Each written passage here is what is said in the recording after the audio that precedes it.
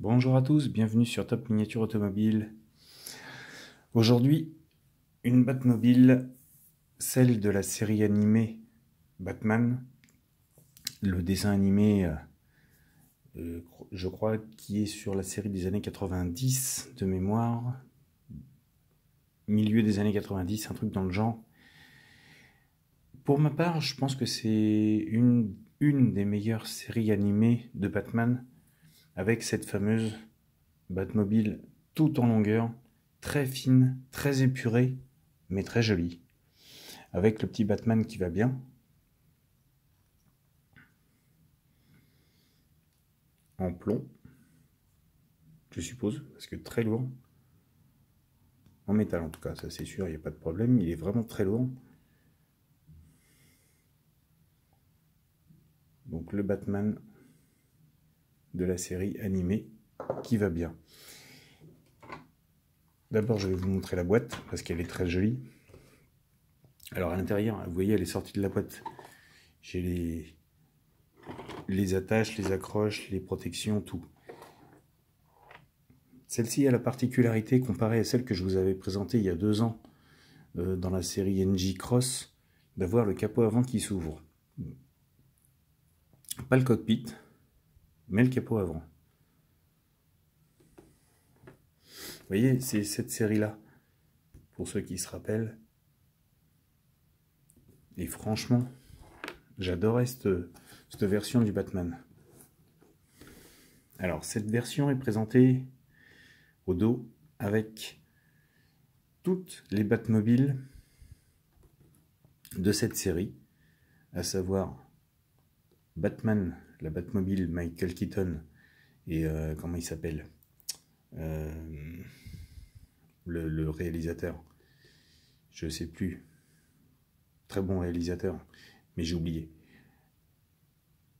The Dark Knight, avec Christian Bale. Arkham Knight, avec un autre acteur que j'ai oublié aussi son nom. C'est bizarre, à chaque fois qu'on arrive sur des trucs, je me rappelle plus. Celui qui a fait aussi la Justice League, je me rappelle plus son nom. Batman Forever avec George Clooney, donc la série animée. Encore Christian Bale, Adam West, et donc la Justice League que voici. Je vois sa tête, mais je suis impossible de me rappeler son nom. Ça me reviendra. Voilà. En tout cas, cette voiture est très jolie. Elle est assez lourde pour juste, on va dire, une boîte toute longue, toute noire, toute fine. Elle est quand même assez lourde, effectivement. Et donc la particularité, comme vous l'avez vu sur la boîte, c'est que le capot avant s'ouvre pour laisser voir la grosse turbine qui est censée représenter le moteur de cette voiture.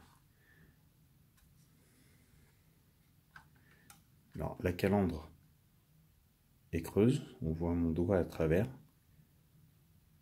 Un petit plus, un petit détail, mais ça a son importance. Les feux avant ne sont pas juste peints, collés ou stickés ou autre, c'est des petits plastiques orange qui sont mis. À l'arrière également, les feux arrière, la turbine,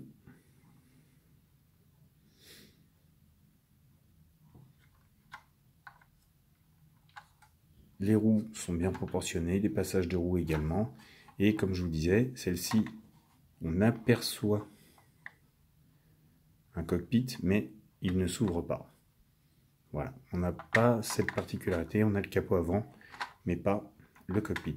Alors, on est sur un modèle de dessin animé, je vous rappelle, mais ça n'empêche qu'ils auraient pu au moins faire un ouvrant à ce niveau-là, même si le capot s'ouvre. Elle existe sur des versions où ça s'ouvre, on voit un intérieur, ça se présente, c'est très beau. mais malheureusement pas sur cette version. Bon, bref. On est sur Jada également, ce qui nous prouve bien que Jada a un savoir-faire énorme dans les voitures de cinéma, et on va pas leur en vouloir sur ce détail.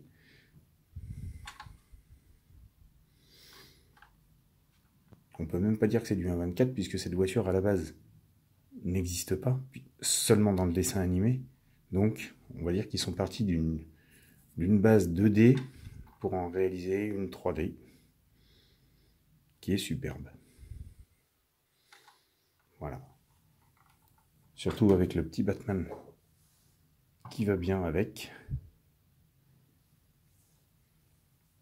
Ça fait un très très beau petit cadeau de Noël pour ceux qui ne l'ont pas.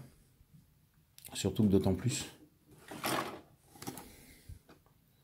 vous avez les 8 ici. Si vous avez toute la collection, ça fait un très beau Noël. Voilà. Sur ce, les amis, je vais vous laisser détailler cette voiture. N'hésitez pas à me laisser vos commentaires.